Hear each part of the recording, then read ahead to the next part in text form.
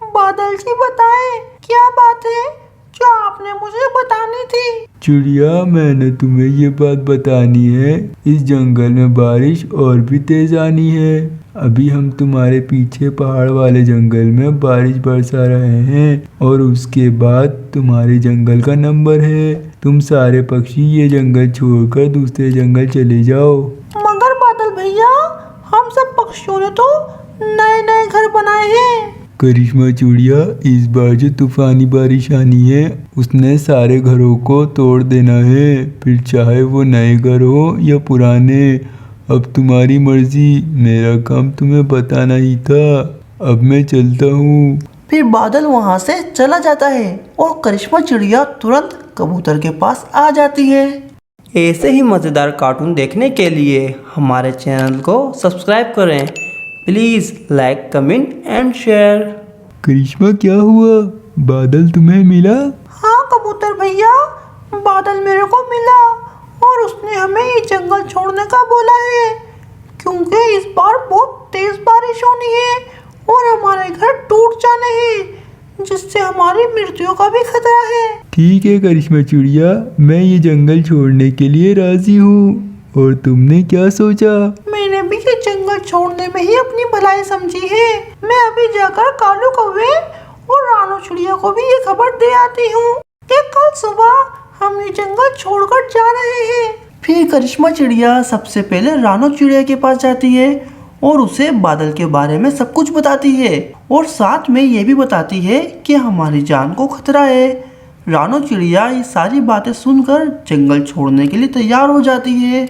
फिर करिश्मा चिड़िया कालू कौवे के घर चली जाती है। कालू, मैं तुम्हें बारिश के बारे में संदेश देने आई हूँ। इस बार बारिश बहुत तेज होनी है। तुम्हें क्या मालूम बारिश तेज होनी है या आहिस्ता? मुझे मेरे दोस्त बादल ने बताया है। हम सब पक्षी कल सुबह ये जंगल छोड़कर जा रहे हैं। अगर तुम्हें भी हमारे साथ चलना है तो कल सुबह बड़े पेड़ के पास आ जाना।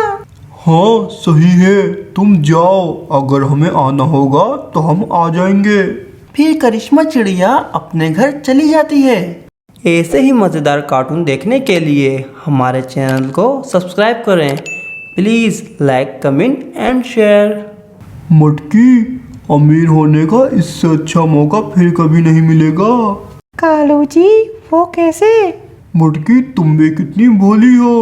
अब सुनो, ये सारे पागल पक्षी अपने अपने घर छोड़कर जा रहे हैं, तो इनके नए घर पर हम कब्जा कर लेंगे और फिर वो सारे घर हमारे हो जाएंगे। इस तरह ये दोनों बातें करते रहते हैं और फिर रात हो जाती है। ये सो जाते हैं, सुबह हो जाती है। अगली सुबह ये सारे पक्षी बड़े पेड़ के पास जमा हो जाते हैं, सिवाय मटकी कौवी और कालू कौवे के। ये सब पक्षी काफी समय तक कालू कौवे और मटकी कौवे का इंतजार करते हैं, मगर ये दोनों नहीं आते। आखिरकार ये सारे पक्षी कालू कौवे और मटकी कौवे को छोड़कर चले जाते हैं। यहाँ कालू कौवा भी बहुत खुश था, उसको बिना मेहनत के ही इतने सारे घर मिल गए थे। मटकी, मैं अपने नए घर अंदर से देखने जा रहा हूँ कि किस तरह के बने हुए हैं। ठीक है कालू जी, जाओ जाओ, मगर जल्दी वापस आ जाना।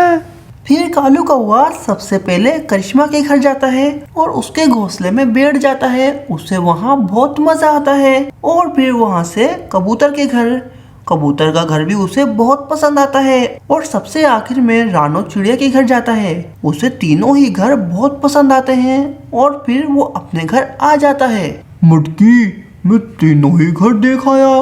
तीनों घर एक से बढ़कर एक हैं। अब मैं बहुत थक गया हूँ, वैसे भी रात होने को आई है।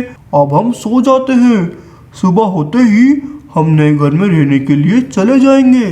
फिर कालू कौवा और मटकी कौवी सो जाते हैं। ऐसे ही मज़ेदार कार्टून देखने के लिए हमारे चैनल को सब्सक्राइब करें। Please like, comment and share.